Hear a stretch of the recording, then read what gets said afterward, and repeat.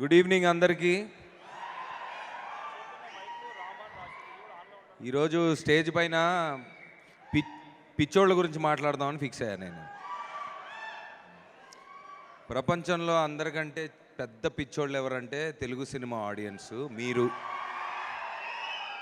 ఎంత పిచ్చి అంటే సినిమా అంటే పిచ్చి అంటే వేరే పిచ్చి కాదు, సినిమా అంటే పిచ్చి.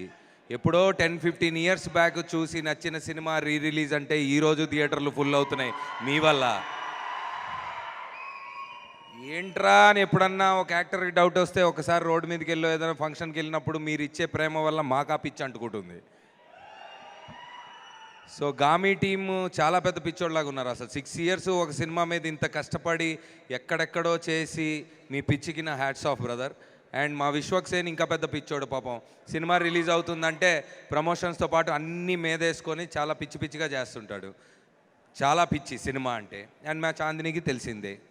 So I wish గామీ team all the best. And అంటే గుడ్ థింగ్స్ టేక్ టైమ్ అని నాకు అర్థమవుతుంది ఈ మధ్య. అంటే ఒక సినిమా మీద ప్రేమతో ఎన్నో సంవత్సరాలు దాన్ని షూట్ చేసి దాని తర్వాత కొన్నిసార్లు వాట్ ఎవర్ అంటే నాకు కూడా ఇప్పుడు మౌళికి కూడా ఐ బీన్ గెటింగ్ మెసేజెస్ అన్న ఇంకెన్ని రోజులు అది ఇది అని. సో మా కష్టాలు మాకు ఉంటాయి.